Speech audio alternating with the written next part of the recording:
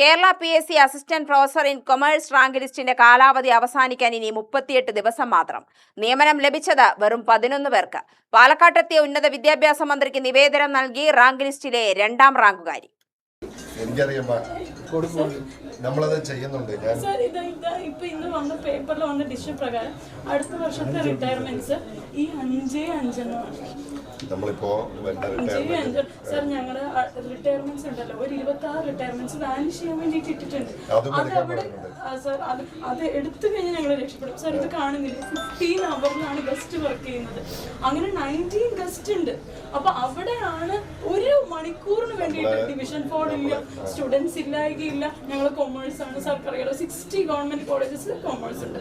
2026 September 18 rank ലിസ്റ്റിന്റെ കാലാവധി അവസാനിക്കാനിരിക്കെയാണ് rank ലിസ്റ്റിൽ ഉൾപ്പെട്ട പാലക്കാട് ജില്ലയിലെ 2ാം റാങ്കുകാരി ജെന്നിഫർ ഹാറൂൺ പാലക്കാട്ടെത്തിയ ഉന്നത വിദ്യാഭ്യാസ മന്ത്രി റോജി എം ജോണിനെ നേരിൽ കണ്ട് നിവേദനം നൽകിയത്.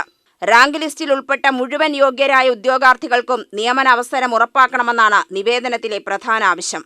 റാങ്ക് ലിസ്റ്റ് നിലവിൽ വന്നിട്ട് 2.5 വർഷത്തോളമായി. എന്നാൽ ഇത്രയും കാലത്തിനിടെ നിയമനങ്ങൾ വളരെ കുറവാണെന്നാണ് ഉദ്യോഗാർത്ഥികളുടെ പരാതി. പ്രധാന റാങ്ക് ലിസ്റ്റിൽ 144 പേരാണുള്ളത്. സപ്ലിമെന്ററി ലിസ്റ്റ് കൂടി ഉൾപ്പെടെ ആകെ 250 പേരുള്ള റാങ്ക് ലിസ്റ്റാണ് നിലവിലുള്ളത്. ഇതിൽ 11 പേർക്ക് മാത്രമാണ് ഇതുവരെ നിയമനം ലഭിച്ചതെന്നാണ് കണക്ക്. റാങ്ക് ലിസ്റ്റിന്റെ കാലാവധി തീരാൻ ഇനി 1.5 മാസത്തിൽ താഴെ മാത്രം ശേഷിക്കുന്ന സാഹചര്യത്തിൽ അവശേഷിക്കുന്ന ഒഴിവുകളിലേക്ക് അടിയന്തരമായ നിയമനം നടത്തണമെന്നാണ് ഉദ്യോഗാർത്ഥികളുടെ ആവശ്യം. കഴിഞ്ഞ സർക്കാർ പ്രതീക്ഷ നൽകി വഞ്ചിച്ചുവെന്നും ഈ സർക്കാരിൽ വിശ്വാസമുണ്ടെന്നും ജെന്നിഫർ പറഞ്ഞു.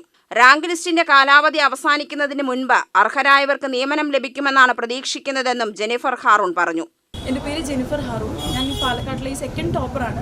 Assistant professor in commerce rank list നിലവിൽ വന്നിട്ട് 2.5 കൊല്ലം. ഇനി ഒരു 40 ദിവസമേ ഉള്ളൂ, 30-40 ദിവസം.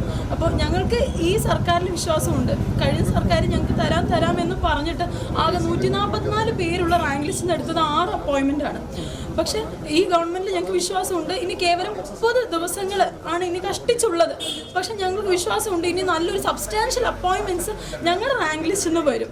കേവലം ഒരു 10-20 നിൽക്കാതെ കഴിഞ്ഞ സർക്കാർ വാനിഷ് ചെയ്യാൻ വെച്ച പോസ്റ്റ് എങ്കിലും ഞങ്ങൾക്ക് തരും, അല്ലെങ്കിൽ ഗസ്റ്റ് വർക്ക് ചെയ്യുന്നിടത്തെങ്കിലും ഞങ്ങളെ നിയമിക്കും എന്നുള്ള കാര്യത്തിൽ ഞങ്ങൾക്ക് വിശ്വാസമുണ്ട്. ഇതുവരെയും റോജി മിനിസ്റ്റർ ഞങ്ങൾക്ക് ഭയങ്കര ഒരു സപ്പോർട്ടാണ് തന്നിരിക്കുന്നത്. അപ്പോൾ ഞങ്ങൾക്ക് ഇനി ദിവസങ്ങളേ ഉള്ളൂ. പക്ഷെ കുഴപ്പമില്ല, ഞങ്ങൾക്ക് വിശ്വാസമുണ്ട്. ഞങ്ങളുടെ കാര്യം നടക്കുന്നുള്ള കാര്യത്തിൽ ഞങ്ങൾ വിശ്വാസമുണ്ട്. ഞങ്ങൾ എല്ലാവരും ഇതിനു വേണ്ടി പ്രാർത്ഥിക്കുകയാണ്, പ്രതീക്ഷിക്കുകയാണ്. റാങ്ക് ലിസ്റ്റ് എക്സ്പയർ ആവും. ഞങ്ങളുടെ സെപ്റ്റംബർ 18, 2026 ഈ റാങ്ക് ലിസ്റ്റ് എക്സ്പയർ ആവുകയാണ്. അപ്പോൾ അതിനു മുമ്പായിട്ട് ഞങ്ങൾ 144 പേര് മെയിൻ ലിസ്റ്റും സപ്ലിമെന്ററി ലിസ്റ്റിൽ അടക്കം 259, അതിലും 11 പേർക്ക് നിയമനം ഇതുവരെ ലഭിച്ചിട്ടുള്ളൂ. 2.5 കൊല്ലം ഉള്ളവരൊക്കെ സമരം ചെയ്യാണ്. ഞങ്ങൾ ഇപ്പോഴും വിശ്വസിച്ചുകൊണ്ടിരിക്കുകയാണ്. ഞങ്ങൾക്ക് ഇതിലൊരു ഫേവറബിൾ ആയിട്ട് ഒരു ഡിസിഷൻ വരുന്നു ഞങ്ങൾ വിശ്വസിച്ചുകൊണ്ടിരിക്കുകയാണ്. സർക്കാർ ഇപ്പോൾ അടുത്ത റിട്ടയർമെന്റ് തരുമെന്ന് പറഞ്ഞിട്ടുണ്ട്. അത് ഒരു 5 എണ്ണത്തിലൊക്കെ ഒതുങ്ങുള്ളൂ. അപ്പോൾ ഇനി സാറ് ഞങ്ങൾക്ക് വേണ്ട സബ്സ്റ്റാൻഷ്യൽ അപ്പോയിൻമെന്റ്സ് ഉറപ്പുവരുത്താമെന്ന് വാക്ക് തന്നിട്ടുണ്ട്. ഞങ്ങൾ അതിനുവേണ്ടി പ്രാർത്ഥിക്കുകയാണ്. റാങ്ക് ലിസ്റ്റിൽ ഉയർന്ന റാങ്ക് നേടിയിട്ടും നിയമനത്തിനായി കാത്തിരിക്കേണ്ടി വരുന്ന സാഹചര്യം ഉദ്യോഗാർത്ഥികൾക്ക് വലിയ ആശങ്കയാണ് സൃഷ്ടിക്കുന്നത്.